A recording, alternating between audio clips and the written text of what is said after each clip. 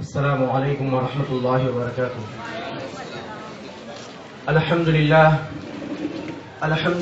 وحدہ والصلاة والسلام علی من لا نبی بعدہ۔ اعوذ باللہ من الشیطان الرجیم۔ الا ان اولیاء اللہ لا خوف علیہم ولا هم یحزنون۔ محترم اور معزز میرے غیور نوجوان ساتھیوں اور میری پردہ نشین مائیں اور بہنیں، سب سے پہلے تو میں آج کی اس مجلس میں تشریف فرما ہمارے ان تمام ماؤں اور بہنوں کی عظمت کو، جرأت کو اور ہمت کو سلام پیش کرتا ہوں کہ الحمدللہ یہی مائیں بہنیں ہیں کہ جب 9 دسمبر 2019 کو پارلیمنٹ ہاؤس سے یہ CAA والا قانون پاس کیا گیا، اس وقت میں اور میرے جیسے تمام مرد حضرات، ان کے چہروں پر ایک سناٹا چھا گیا تھا، خاموشی چھا گئی تھی، سب کے سب خاموش ہو گئے تھے اور ایک کنفیوژن کے اندر مبتلا ہو گئے تھے کہ اب کیا ہوگا۔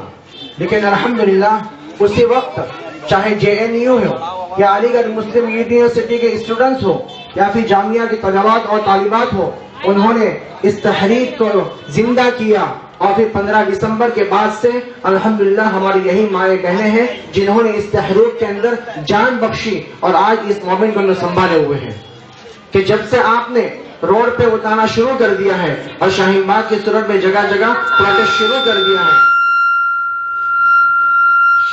شاہین باغ کی صورت میں جگہ جگہ پروٹیسٹ شروع کر دیا ہے، الحمدللہ اس وقت سے اس کے وقت کے بعد سے ہم مرد حضرات کو جو حوصلہ ملا ہے، آج اسی کا نتیجہ ہے کہ ہم آج آپ کے سامنے آ کر کھڑے ہونے کے بول کے ہمت کر رہے ہیں۔ اور اتنا ہی نہیں، آپ کے شاہین باغ کے اندر بیٹھنے کی وجہ سے اور جگہ جگہ روڈ پہ آنے کی وجہ سے اور اس طرح پروگرام کا اٹینڈ کرنے کی وجہ سے آپ ایک دنیا کی نظر میں ایک بڑا اونچا مقام آپ نے حاصل کر لیا ہے اور پوری دنیا کی آپ کے اوپر نظر ہے۔ جیسے ہمارے بھائی نے کہا کہ آپ ہی کی وجہ سے پوری دنیا کے اندر یہ پیغام گیا کہ ہندوستان میں کچھ غلط ہو رہا ہے، آپ ہی کی وجہ سے UN انڈین سپریم کورٹ کے اندر کیس فائل کرتا ہے، آپ ہی کی وجہ سے یورپی یونین کے جو ارکان ہیں تقریباً 751 ارکان میں سے 651 آپ لوگوں کے حق میں اور CAA کے اگینسٹ ووٹ کرتے ہیں، آپ ہی کی وجہ سے برٹن پارلیمنٹ میں تذکرے ہوتے ہیں تو شاہین باغ کا ایک بار نہیں کئی بار نام لیا جاتا ہے، آپ ہی کی وجہ سے اگرچہ ٹرمپ جو ہے ہمارے PM مودی صاحب کے جو خاص ہے ڈونلڈ ٹرمپ، وہ اگرچہ یہ کہے کہ یہ دلی کے رائٹس ہو یا CAA والا قانون ہو یا شاہین باغ ہو، یہ ہندوستان کا انٹرنل معاملہ ہے، نریندر مودی صاحب کا انٹرنل ان کا داخلی معاملہ ہے، لیکن ان کے اگینسٹ میں جو الیکشن لڑنے والا جو بندہ ہے وہ آپ کے فیور میں ہے اور CAA کے اگینسٹ میں ہے۔ یہ ساری جو باتیں اور ساری یہ جو پیغام پوری دنیا کے لیے جو پہنچے ہیں، یہ ہم مرد حضرات کی وجہ سے نہیں، آپ ماؤں اور بہنوں کی وجہ سے ہیں۔ اس لیے میں ایک بار پھر آپ کو سلام پیش کرتا ہوں۔ الحمدللہ جب سے آپ نے اس مومنٹ کو سنبھالا ہے، سارے جو مایوسیاں تھی وہ چھٹ گئی ہے، اب ایک امید کی کرن پیدا ہوئی ہے۔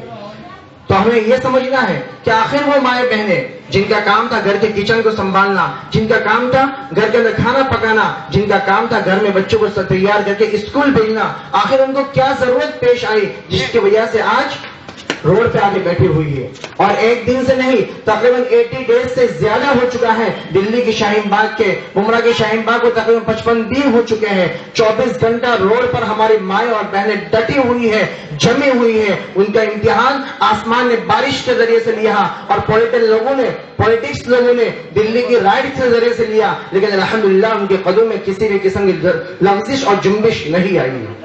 تو آخر وہ کون سی چیز ہے جس نے ان کو اتنا مضبوط بنا دیا ہے؟ میری مائیں بہنیں سمجھتی ہیں، میری ماؤں اور بہنوں کو پتا ہے کہ آنے والے خطرات جو ہیں وہ ابھی جو وقتی تکلیف ہے اس سے کئی گنا زیادہ خطرات ہیں۔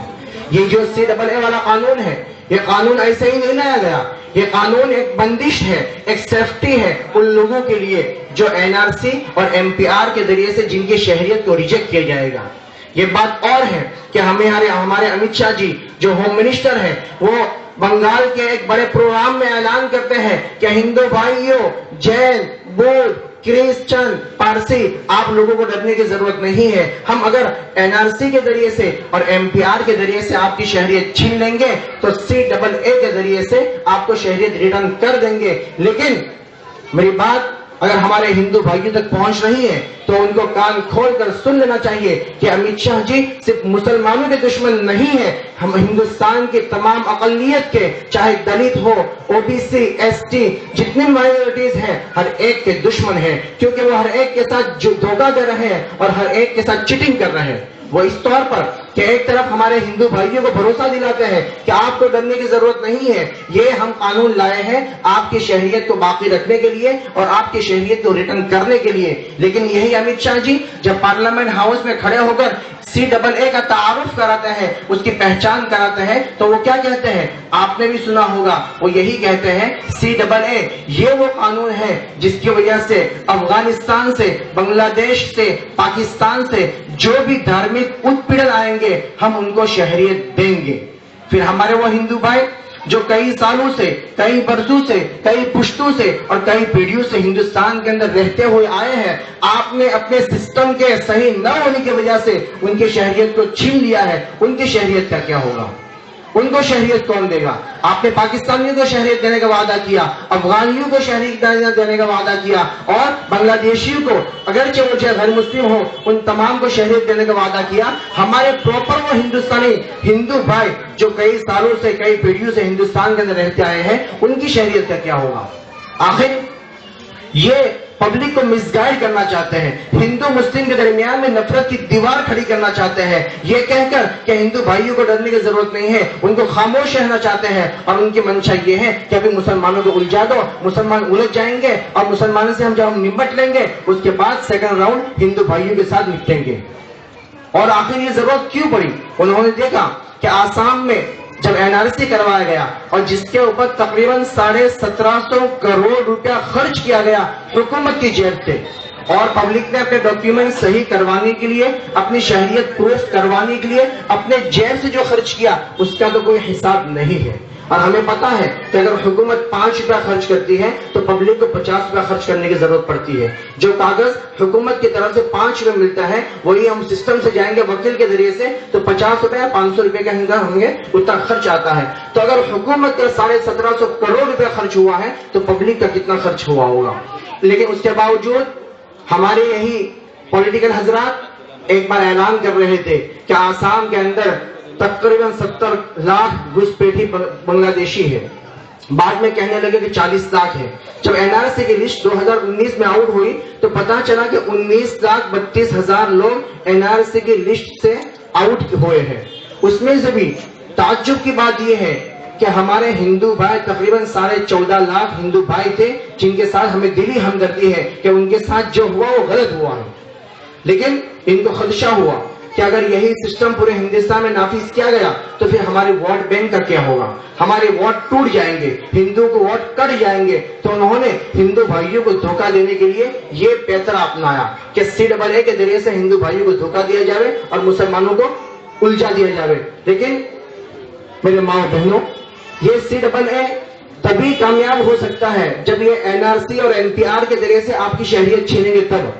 بعد میں انہوں نے ہمارے امت شاہ جی نے اعلان کیا کہ CAA قانون پاس ہوا ہے اور پورے ملک کے اندر NRC نافذ کیا جائے گا. ایک بار نہیں, پارلیمنٹ کے دونوں ہاؤس سے انہوں نے کئی بار اعلان کیا. وہ تو خیر آپ کی ہمت کو, آپ کی جرأت کو سلام کہ وہ سینہ اور وہ بول بچن جو یہ کہہ رہے تھے کہ ہم ایک انچ پیچھے نہیں ہٹیں گے, کئی قدم پیچھے ہٹ چکے ہیں.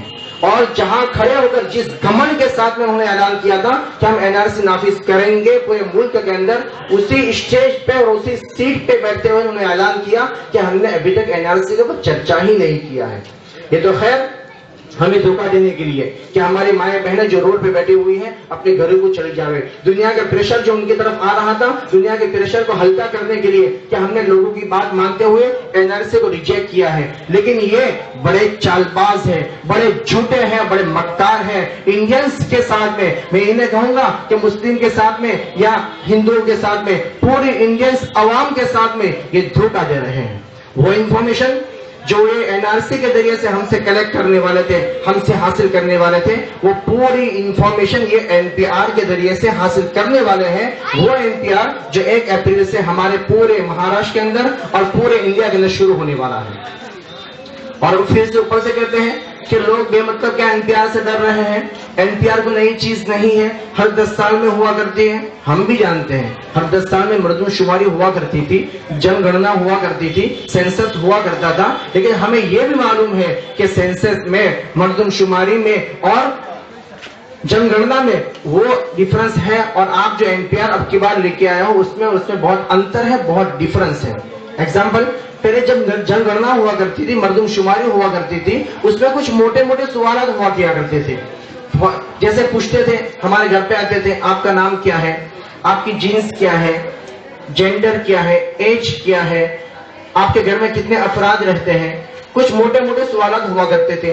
لیکن اب کی بار کی NPR کے اندر ان سوالات کے ساتھ ساتھ یہ بھی پوچھا جائے گا, آپ کی ماں کا نام کیا ہے, آپ کے باپ کا نام کیا ہے, آپ کے ماں کی جائے پیدائش کہاں ہے, آپ کے باپ کی جائے پیدائش کہاں ہے, آپ کے باپ کی ڈیٹ آف برتھ کیا ہے, ماں کی ڈیٹ آف برتھ کیا ہے, آپ کا ابھی مقام کون سا ہے, ابھی کون سا ایڈریس ہے, اور پراپر ایڈریس کون سا ہے, پرماننٹ ایڈریس کون سا ہے, آپ کا آدھار کارڈ کا نمبر کیا ہے, پاسپورٹ کا نمبر کیا ہے, ڈرائیونگ لائسنس کا نمبر کیا ہے, موبائل نمبر کیا ہے. یہ ساری انفارمیشن ہم سے کلیکٹ کرنے کے لیے لوگ آنے والے ہیں, اور یہ وہ ساری انفارمیشن ہے جو NPR کے لیے ان کو ضرورت ہے.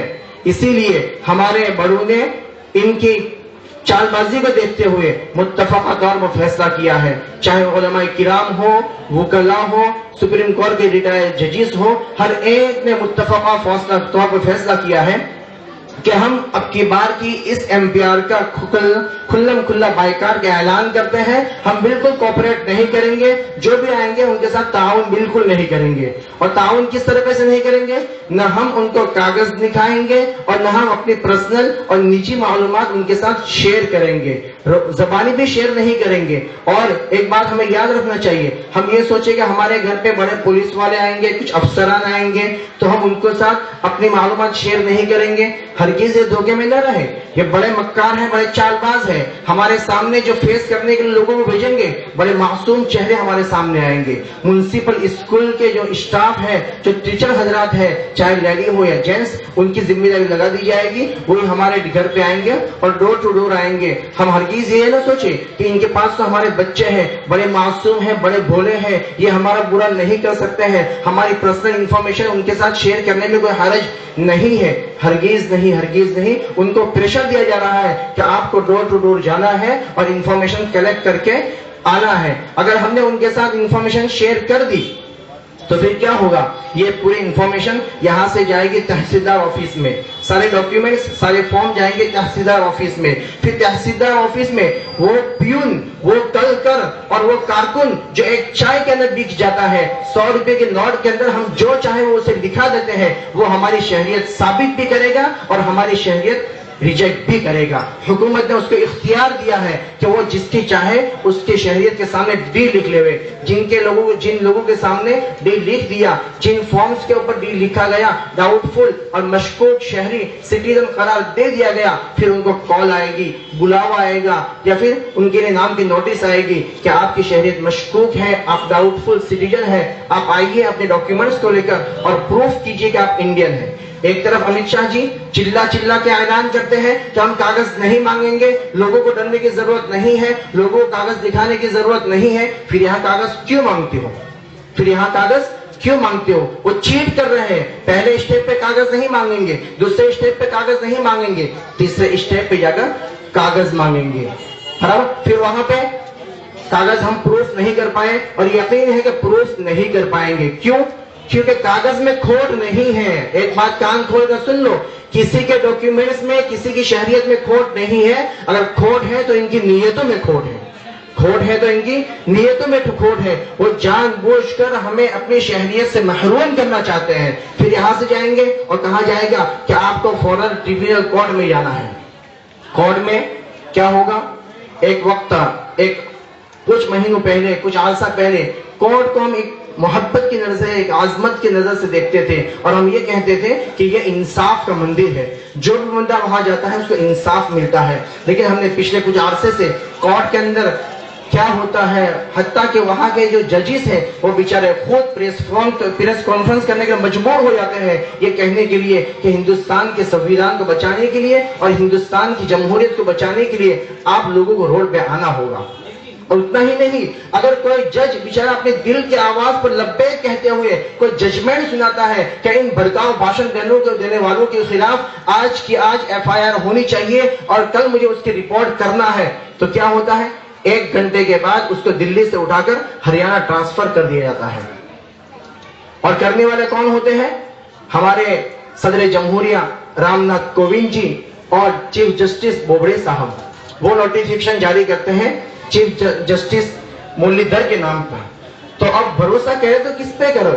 ہمارے PM صاحب نریندر مودی ماشاءاللہ، امت شاہ صاحب سبحان اللہ، پھر رام ناتھ کووند اور چیف جسٹس بوبڑے صاحب۔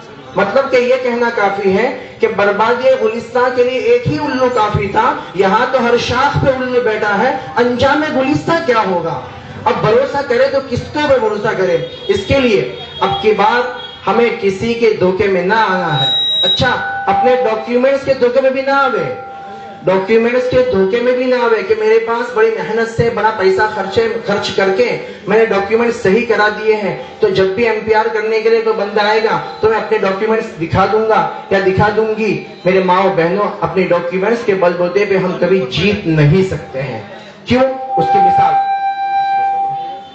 کی مثال ہندوستان کے 5ویں صدر جمہوریہ فخر الدین علی احمد، جو 1974 سے لے کر 1977 تک ہندوستان کے اس عظیم ترین عہدے پر فائز تھے اور اسی عہدے پر رہتے ہوئے جن کا انتقال ہو چکا، آج ان کے پوتے در پوتے اپنی شہریت سے محروم ہے۔